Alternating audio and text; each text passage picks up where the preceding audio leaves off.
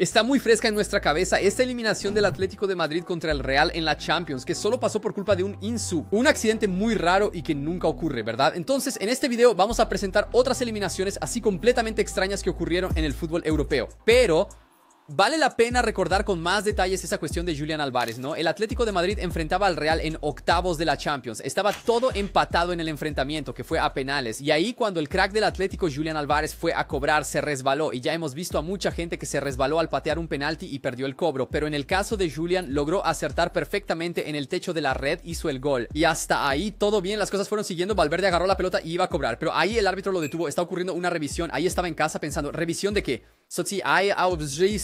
Pero muy rápidamente el gol de Julián fue invalidado, su penalti fue anulado. El motivo: habría tocado 2 veces el balón antes, lo que está prohibido por la regla. La polémica fue gigante porque el pie de apoyo de Julián llega muy cerca del balón, pero la impresión inicial es que no toca. Incluso las imágenes oficiales de la transmisión no lograron proporcionarnos ningún ángulo decente que diera una prueba cabal de que el pie él tocó. Fue en una filmación de la propia TNT Sports de Brasil donde se pudo percibir con detalle que sí, realmente su pie toca. Se queda un poquito en la pelota antes del tiro, configurando los 2 toques, anulando el penalti y eventualmente él dominando al Atlético de Madrid de la Champions. Revisando 1000 veces la jugada, tuve la impresión de que la decisión fue correcta, pero lo que llamó la atención en el momento y causó extrañeza fue la velocidad de la decisión, ya que en casa, sentados aquí, no teníamos una imagen 100% definitiva de la parada. Y de hecho, fue un caso tan raro, tan extraño, que al día siguiente la UEFA ya declaró que va a hablar con la FIFA y con la IFAB, el órgano que regula las reglas del fútbol, para posiblemente revisar esta regla. Y además es algo tan inusual que en SofaScore las estadísticas de Julián Álvarez aparecen tanto cuando él marcó el gol de penalti, cuando él falló el penalti. Entonces fue tan bizarro que incluso colapsó el sistema de ellos, ¿no? Hablando de fallo del sistema, si en esta el Real Madrid salió bien, en 2014 fue lo contrario. Esto porque en un simple partido de Copa del Rey y ahí contra el Cats hicieron una tontería y fueron eliminados después en el tribunal. Sucede que el jugador Cheryshev en la temporada 2014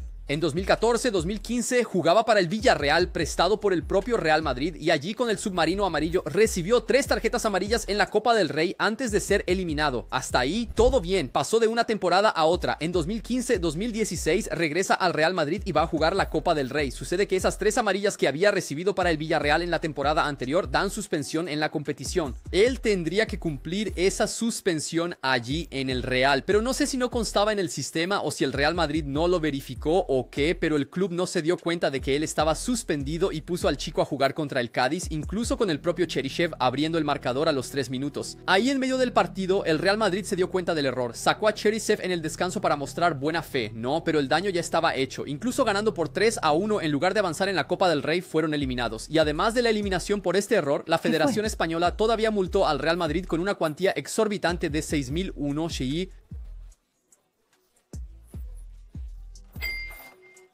Joder, no sé qué es peor, ¿verdad? Ese valor que hoy no paga ni un respiro de Mbappé o ese 1 euro de la multa ahí, que creo que solo lo pusieron para complicar las matemáticas del Depor. El departamento de contabilidad allá del Real. Mejor para el Cádiz, que incluso perdiendo con el Real Madrid avanzó de fase y ganó esa Copa del Rey. Bien que queríamos, sería una linda historia, ¿no? Pero no es broma, ellos fueron eliminados ya en la fase siguiente contra el Celta de Vigo, entonces esa prórroga ahí no ayudó mucho, ¿no? Lo más curioso es que el técnico del Real en esa época era Rafa Benítez y él también pasó por un caso así cuando entrenaba al Valencia también en la Copa del Rey en 2003. El Valencia venció al Novelda y Rafa Benítez tenía en el campo a 3 jugadores de fuera de la Unión Europea, Aimar y Ayala, argentinos, y Jukic, serbio.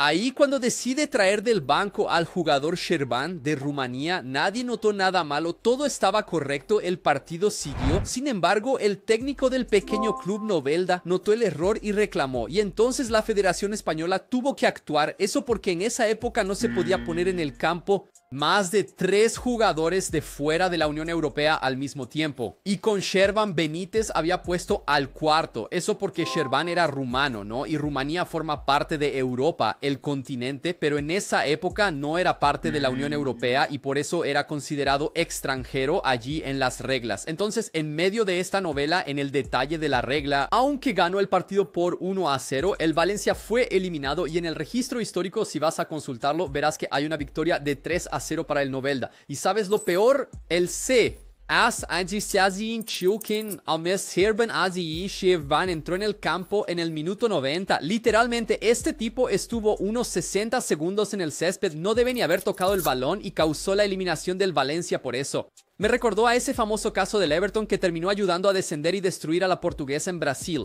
El próximo caso aquí ahora es uno de mis favoritos, ¿vale? Vamos a la temporada 64-65 cuando estaba ocurriendo la Copa Intertoto, un torneo internacional un poco raro que ya no existe más, ¿de acuerdo? Si quieres saber más sobre él, hicimos un video muy bueno en su momento sobre estos torneos bizarros que ya están extintos, pero lo importante es que la fase de grupos estaba bien, sin problemas, con el Olympiacos de Grecia jugando los dos primeros partidos, solo que luego decidieron salirse de la competición por motivos que aquí no pudimos encontrar, ¿de acuerdo? De repente el Olympiacos, por los viajes, los partidos no estaban valiendo la pena o la gente no compró la idea de la competición, ¿verdad? No sé, pero de cualquier forma ellos decidieron salir de la Intertoto en medio del campeonato, tipo, no sé, de luchar contra el cielo en DBZ, ¿no? Si eso sucede hoy, ¿qué se haría? Digamos, el Tottenham se clasifica para la Champions y decide no jugar más porque es una competencia muy pequeña para el tamaño del club. Bueno, sería descalificado. Los próximos juegos van a dar WO y quizás incluso los anteriores que ya haya jugado para no perjudicar a los otros equipos, ¿no? Y la vida sigue. Pero en esa época, no. En lugar de desclasificar en ese momento, a los chicos, la UEFA lo que obligó a la Federación Griega a encontrar un club sustituto para el Olympiacos en la competición, amenazando que si no lo hacían, la UEFA prohibiría a todos los equipos griegos de las competiciones. Entonces la Federación Griega, por supuesto, sugirió que el Panionios reemplazara al Olympiacos y sorprendentemente heredaran los dos peores partidos de ellos. Primero que yo... Sí. Exactamente, ellos cambiaron el equipo a mitad de la competición, pero el Panionios se quedó con los resultados del Olympiacos como si ellos hubieran jugado los otros partidos. Entonces imagina al Panionios y al Olympiacos haciendo una fusión de Dragon Ball y convirtiéndose en uno solo, tipo, no sé, el Arsenal se asusta y decide no enfrentarse al Real Madrid en la Champions y entonces la Federación Inglesa simplemente decide que el y todavía Tottenham tienes que ir allá a enfrentar a los allí en tipos. el lugar, ¿entiendes, mano? Recuerda incluso ese asunto del tag team de la WWE, que los luchadores pueden sustituir a otros y luchar por ellos en el ring, ¿no? Una locura completa. Imagina que los tipos ganan la competición sin ni siquiera haber jugado los primeros partidos. Pero la fusión terminó siendo una de esas del Gotenks que salió mal y el Panionios acabó siendo eliminado de todas formas todavía en la fase de grupos. Y ya que hablé tanto del Tottenham, cuando los Spurs fueron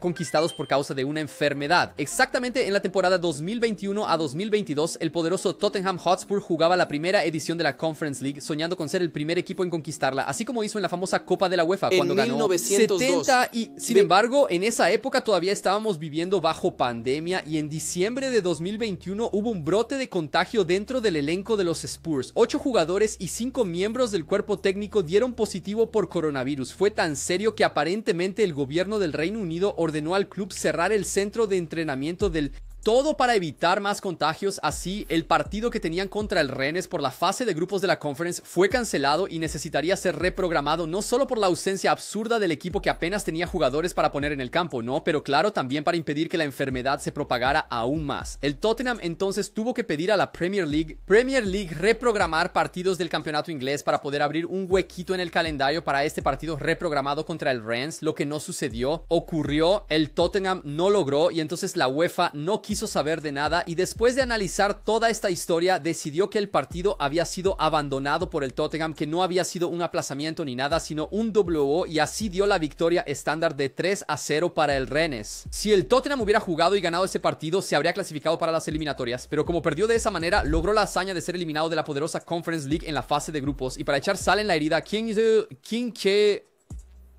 llegó hasta la final y ganó la Conference esa temporada? La Roma de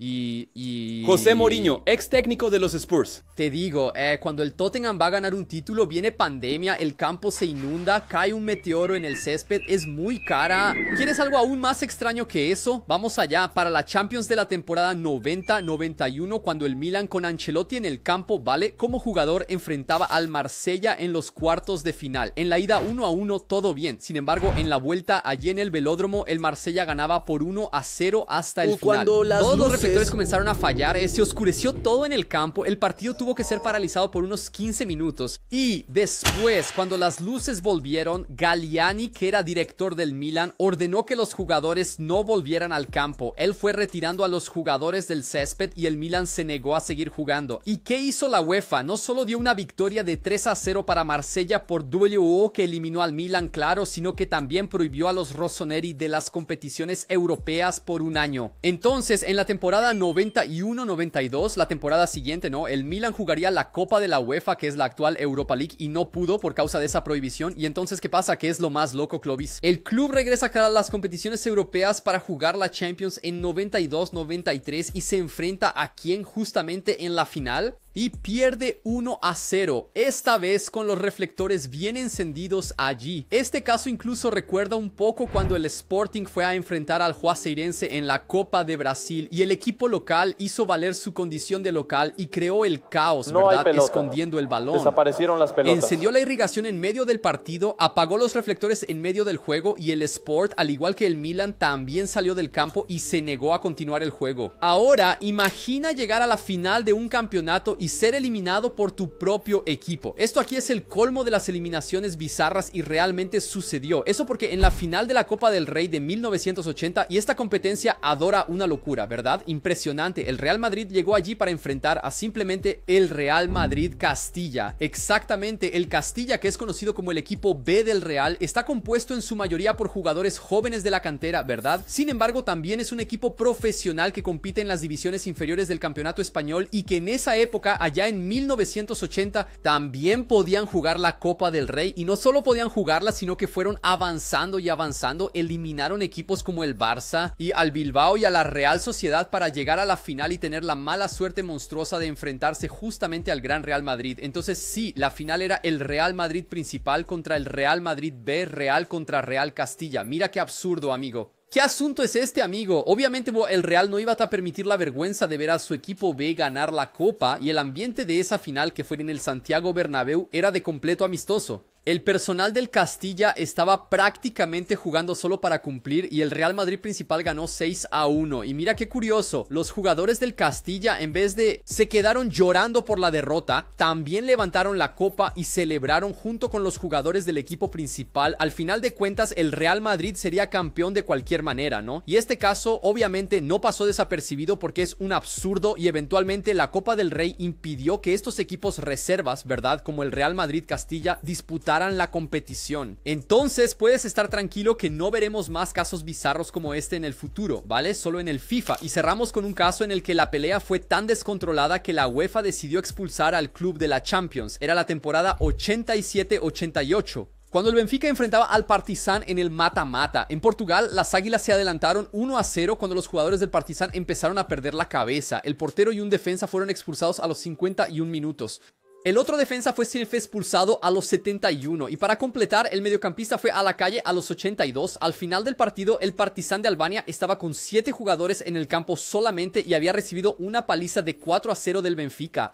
Cuenta la leyenda que la UEFA en esa época se indignó con el comportamiento violento de los aficionados del Partizan y de los propios jugadores también, y decidió expulsar a los tipos de la competición. Con el partido de vuelta no sucediendo, fue dada una victoria por walkover al Benfica por 3-0. Solo que lo más extraño es que, hombre, no podemos escuchar lo que se dijo en el campo, pero hay imágenes de algunas de esas expulsiones. Y quedó muy extraña la manera en que el árbitro simplemente empezó a expulsar a los chicos del Partizan, y sin más ni menos, algo así como habló conmigo rojo, me miró rojo, respiró, toma un rojo. Meliño, viendo las imágenes así, parecía que exageró mucho, ¿no? Y nosotros obviamente no vamos a acusar a este señor árbitro de nada, hasta porque hace mucho tiempo no se puede ni saber exactamente qué pasó, pero la verdad es que hay casos extraños en el fútbol que después fueron probados que sí. En fin.